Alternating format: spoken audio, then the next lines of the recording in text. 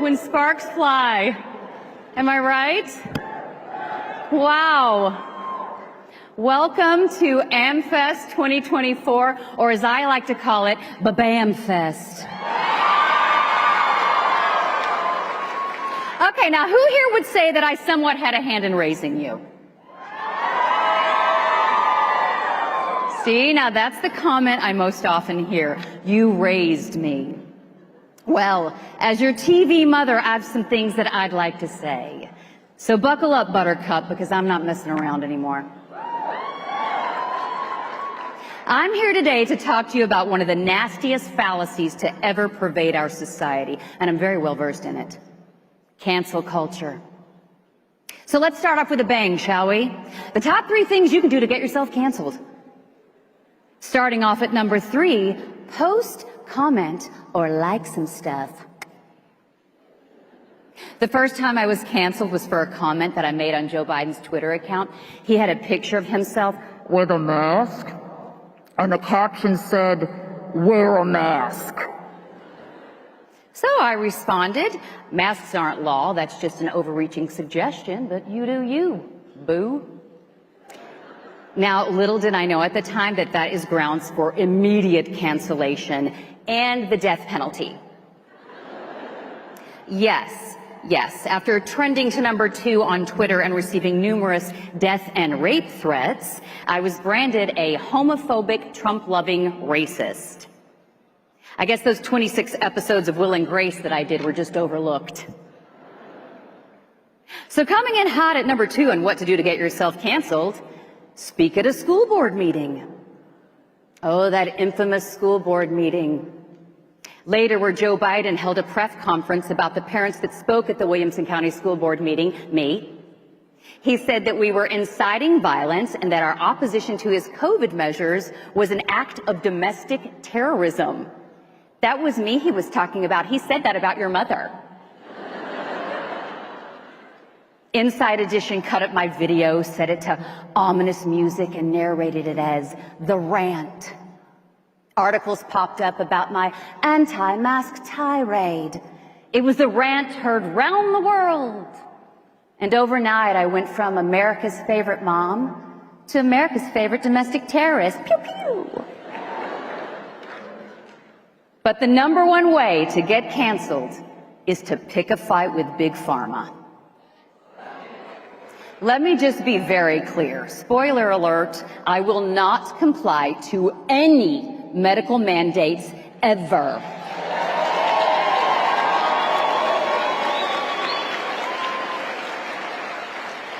This is one nation under God with liberty and justice for all. It is not one nation under government with liberty and justice for those who comply.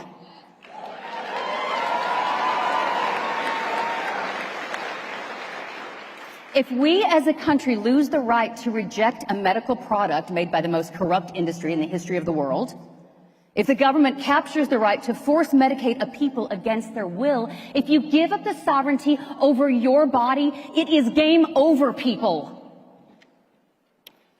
If you are for showing your papers in order to participate in society, if you want government or corporate control of food, education, science, healthcare, entertainment, news, if you want 3D printed meat bought with your tokens earned for good behavior and blind compliance, you are not part of the resistance. Yeah? See, that is some first order, dark side, demonic, Sith Lord, Supreme Leader Snoke, Emperor Palpatine worshipping Bolshevik.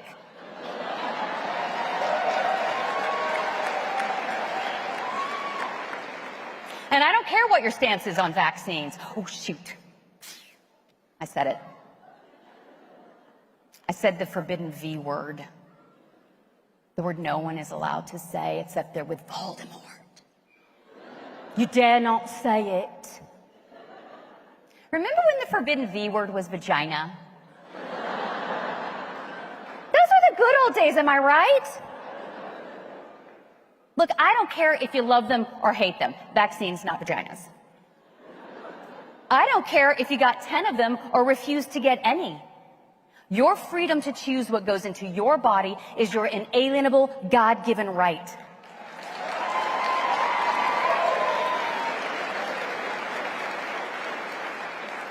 That decision doesn't belong to Fauci, it doesn't belong to Biden, it doesn't even belong to Trump, and it certainly doesn't belong to Speaker Mike Johnson.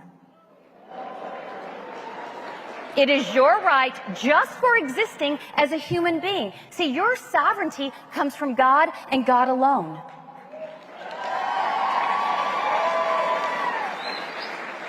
No man, no government, no court can take that from you. This is the issue where I will dig my gold platform heels in and not budge 1 inch.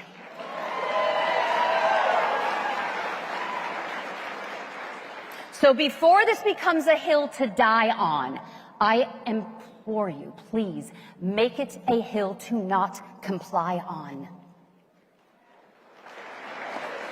Did you hear that, Speaker Mike Johnson? This is what it looks like when I dig my heels in.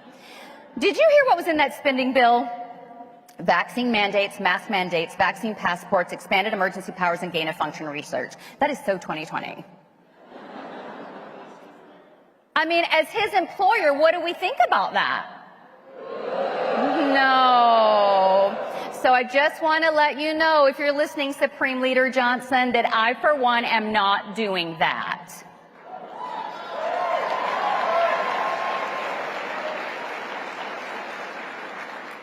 Now, the first time I was canceled, it was horrifying. I'm not going to lie to you. My body felt numb, sick. I felt terrible. I went to bed that night and I didn't even know who I was anymore. But then a miracle happened. I woke up the next day and lo and behold, I still existed. Right? My husband looked at me and he had that familiar glance and I knew he recognized me. My children, they asked me to make them breakfast and I was like, ha! My existence had in fact not been erased.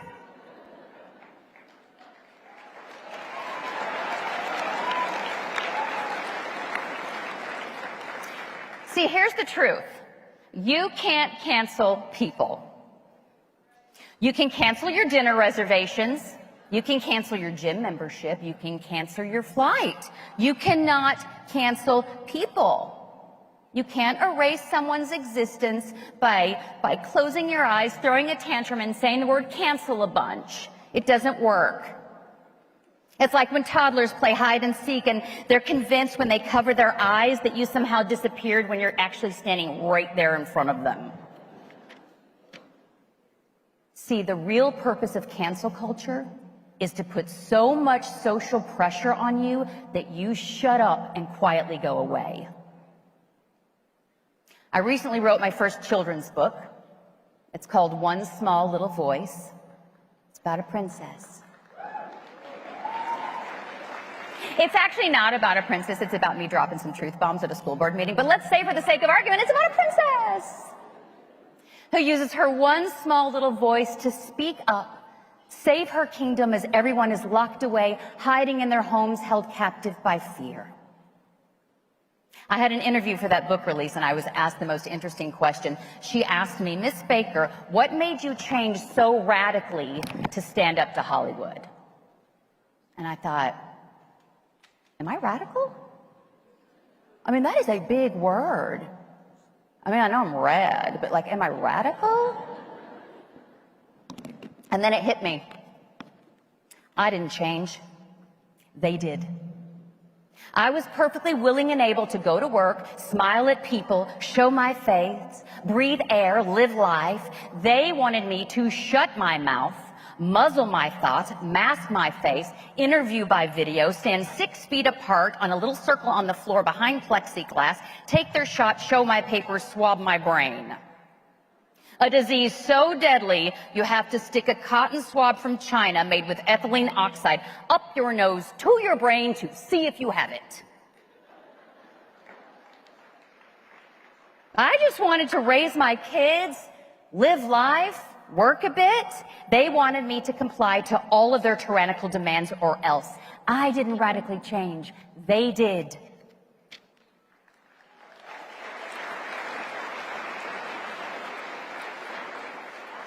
The world is upside down right now. Every day is Wacky Wednesday.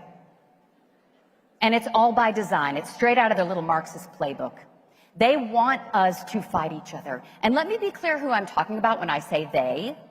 I'm talking about the guys who so humbly named themselves the global elite. You know the guys, the really rich, unelected 1% that go to Davos in private jets and make decisions about what they think is best for us as they plan a one world order.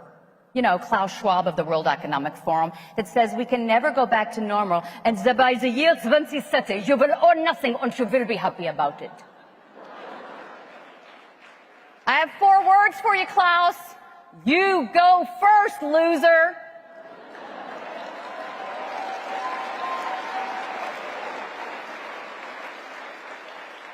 Or his BFF, Billy Boy Gates. Billy wants you to eat bugs instead of meat in an effort to stop global warming because farting cows are a threat to the ozone layer, but spraying the skies with a chemical cocktail to block out the sun is good. These knuckleheads are called globalists because they want a one-world global economy and government, and they want to be in charge of it all.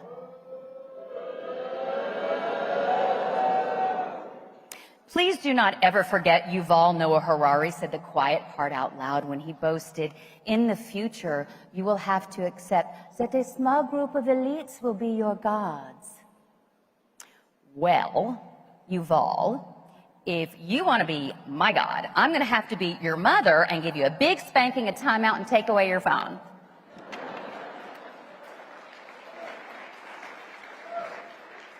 See, they need you to feel the pressure to conform. Don't fall for it. You cannot comply your way out of this tyranny. Pressure can either burst a pipe or it can make a diamond, and you get to decide which it's going to be. Are you going to allow this world to break your will or strengthen your resolve? Are you going to let the fear and the chaos confuse you, consume you, or are you going to wake up every day with a renewed hope in a God that keeps his promises?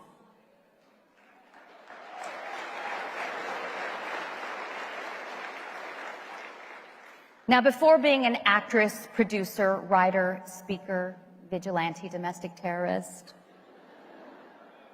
I know I am called by God to be a mother.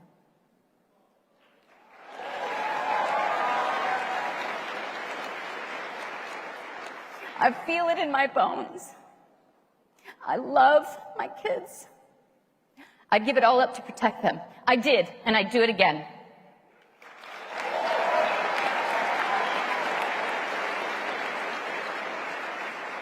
And I love your generation. I feel a connection to you. So when...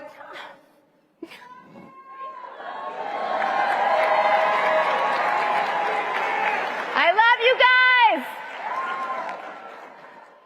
So when Joe Biden referred to me as a domestic terrorist, I could have cowered in fear.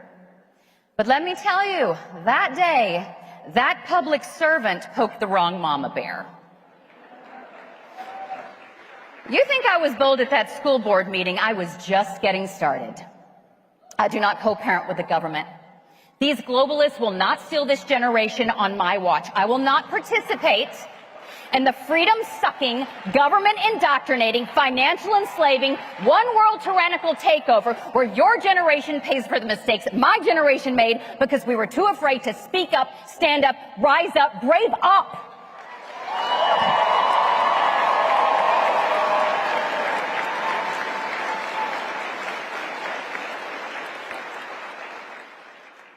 Now, I'm not saying speaking the truth is going to be easy.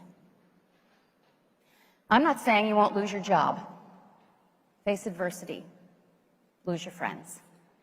Look, it's hard. I have paid a price. To stand up for what you know to be true is hard. But I want you to keep hope, because there are 3 things that always come out: the sun, the moon, and the truth.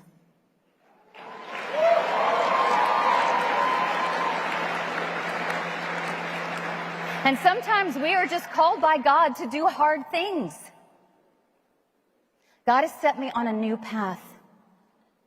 It's not one I ever anticipated. It is not one I ever would have volunteered for, but he uses all bad for good, and so I am grateful for all the haters. I'm grateful for the entire experience. My life is so much better because of it. I moved out of Chinafornia. Yep. I don't have to pay for Gavin Newsom to eat at the French Laundry anymore. The beautiful state of Tennessee is now my home. I don't even have to pay state income tax. Yeah? And I don't have to turn my neighbor in for not wearing a mask. I'm close to my family, aunts, uncles, cousins, my nieces. My children get to spend time with their grandparents on a regular basis. It is such a gift that I would have missed out on had I kept my head down and complied. Friends that I had for years stopped speaking to me. No Christmas card, no happy birthday, nothing. Guess what? God was clearing the deck for some real friendships to grow.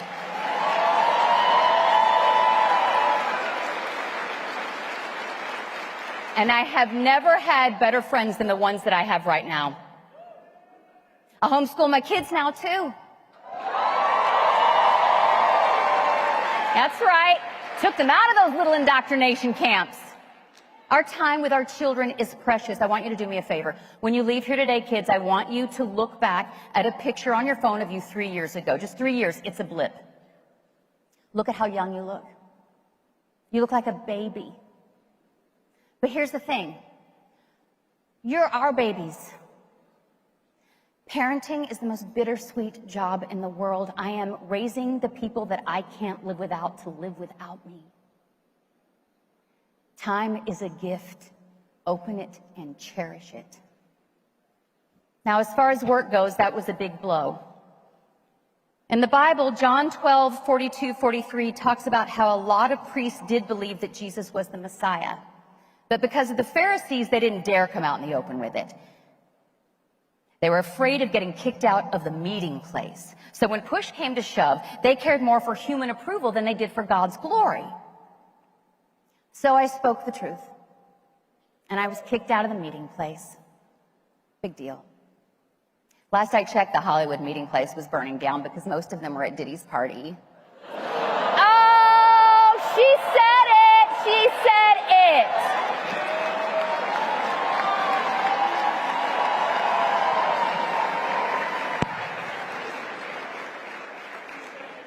I had to pivot.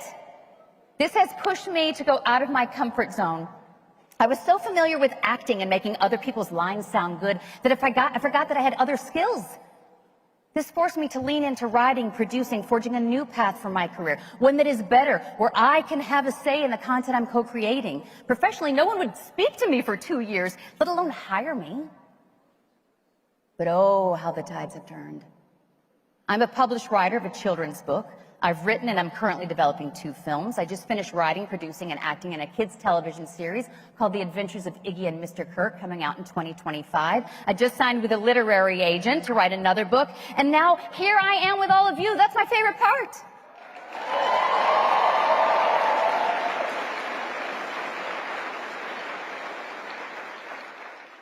See, I was never canceled. I was just redirected.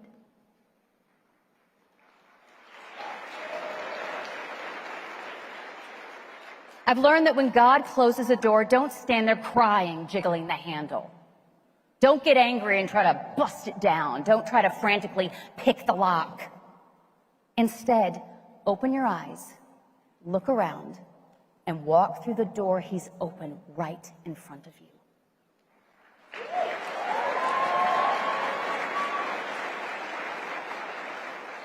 The Bible commands, do not be afraid 365 times. God has not given you a spirit of fear. He has given you a do not be afraid for every day of the year. So to quote my book, One Small Little Voice, it takes just one voice to stand up for many. Then many will join and be voices of plenty. So when fear starts to creep in, stare it right in the face. Make courage contagious. Brave up. Stand in grace. Oh, and one last thing. Good luck, AMFest.